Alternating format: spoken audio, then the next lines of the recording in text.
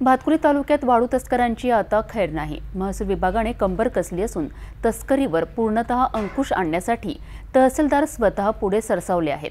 नागरिकांच्या तक्रारींवर थेट कारवाई, अधिकाऱ्यांकडून समस्या न सुटल्यास आता तुम्ही थेट तहसीलदार अक्षय मडवे यांच्याशी संपर्क साधू शकता। संविधान दिनानिमित्तच तहसील कार्यालयात संविधान उद्देशिकेचे सामूहिक वाचन पार पडलेत आणि शेती अनुदान वाटपही सुरू करून त्या संदर्भात काही समस्या असल्यास शेतकऱ्यांनी सेतू केंद्र आणि तलाठी कार्यालयाला भेट द्यावी असे आवाहन करण्यात आले आहे। भातकुली तालुक्यात वाळू तस्करीवर कठोर पावले उचलली जात असून महसूल टीम आता पूर्ण सज्ज आहे। नागरिकांनी कोणत्या शासकीय समस्यांसाठी अधिकाऱ्यांकडे तक्रार करूनही समाधान न झाल्यास थेट तहसीलदार अक्षय मडवे यांच्याशी संपर्क साधावा अशी महत्त्वपूर्ण माहिती देण्यात आली। संविधान दिनाचे औचित्य साधत तहसील कार्यालयात उद्देशिकेचे वाचन करण्यात आले आणि नागरिकांमध्ये संविधानिक कर्तव्याची जाणीव जागवली गेली। दरम्यान शेतीविषयक अनुदान वाटप प्रक्रियाही वेगात असून शेतकऱ्यांना आवश्यक ते सहकार्य देण्यासाठी सेतू केंद्र आणि तलाठी कार्यालय सज्ज करण्यात आले। तालुक्यातील कोणत्याही नागरिकाला समस्या असल्यास त्यांनी आधी अधिकारी वर्गाशी संपर्क साधावा। तरीही समस्या सुटत नसल्यास ते थेट माझ्याशी संपर्क साधू शकतात। तसेच वाळू तस्करी विरोधात महसूल विभाग कठोर पावले उचलत आहे। शेतकरी बांधवांनी अनुदानाबाबत काही अडचण असल्यास सेतू केंद्र किंवा तलाठी कार्यालयाशी संपर्क साधावा असे आवाहन यावेळी करण्यात आले। निश्चितपणे प्राप्त करून देण्याचा आणि त्या सर्वांमध्ये व्यक्तीची प्रतिष्ठा व राष्ट्राची एकता आणि एकात्मता यांची बंधुता प्रवर्धित करण्याचा संकल्पपूर्वक निर्धार करून आमच्या संविधानामध्ये आज दिनांक 26 नोव्हेंबर 1949 रोजी याद्वारे हे संविधान अंगीकृत आणि अधिनियमित करून स्वतः अर्पण करीत आहोत।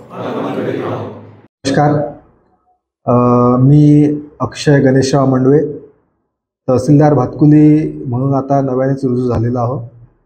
आज दिनांक 26 नोव्हेंबर, आजचा दिवस हा संविधान दिन म्हणून आपण सर्वत्र साजरा करतो। या संविधान दिनाच्या सर्व नागरिकांना, भातकुली तालुक्यातील सर्व नागरिकांना खूप खूप शुभेच्छा। या संविधान दिनाच्या अनुषंगाने आज तहसील कार्यालयात भातकुली येथे आपण उद्देशिकेचं वाचनसुद्धा केलेलं आहे। या संविधानामध्ये आणि उद्देशिकेमध्ये जे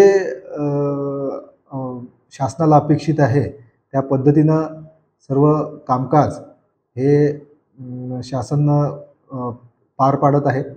तसेच या माध्यमातून नागरिकांना अजून एक गोष्ट मी सांगू इच्छितो की अनुदान वाटप जे आहे शासनामार्फत सध्या सुरू आहे आणि त्यामध्ये ज्या लोकांच्या EKYC प्रलंबित असतील त्या EKYC करिता आपण आपल्या गावातील तलाठी कार्यालय असेल, सेतू कार्यालय असेल, येथे आपण संपर्क साधावा।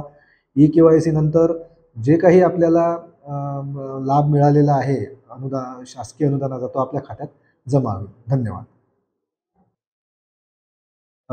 भातकुली तालुक्यात चांगलाच अनुभव आहेत, लोकसुद्धा या ठिकाणी किंवा एकूणच वातावरण जे आहे भातकुली तालुक्यातील निश्चितच चांगलं आहे। या ठिकाणी सहकार्यसुद्धा या माझा जो कालावधी असेल त्या कालावधीत मला सगळ्यांचं सहकार्य निश्चितच मला मिळेल आणि मी सुद्धा संपूर्ण माझ्या जे काही कामकाज असेल ते निश्चितच मी पूर्ण करण्याचा, लोकांच्या ज्या काही शंका असतील किंवा जे काही कामकाज असतील ते मी पूर्ण करण्याचा निश्चितच मी प्रयत्न करेल आणि ते जे कामकाज असेल नागरिकांना सुद्धा जरी एखाद्या वेळेस कधी काही अडचण आली तर थेट ते माझ्याशी सुद्धा संपर्क साधू शकतात। मी त्यांना या आपल्या तहसील कार्यालयामध्ये वेळोवेळी कार्यालयीन वेळेत मी पूर्णपणे त्यांना उपलब्ध असेल। नागरिकांना सुद्धा कुठल्याही जर शंका असतील कशाच्याही बाबतीत, त्यांचे शेतीविषयक काही प्रश्न असतील, अनुदानविषयक काही प्रश्न असतील, त्यांच्या काही समस्या असतील तर ते माझ्यापर्यंत ते पोहोचू शकतात। वाळू तस्करांच्या संदर्भात आम्ही पथकंसुद्धा गठीत केलेले आहेत. आमच्या वेळोवेळी कारवायासुद्धा चालू आहेत आणि यापुढे सुद्धा आम्ही त्या कारवाया अधिक तीव्र करू, जेणेकरून अवैध वाळू तस्करीला आळा बसेल.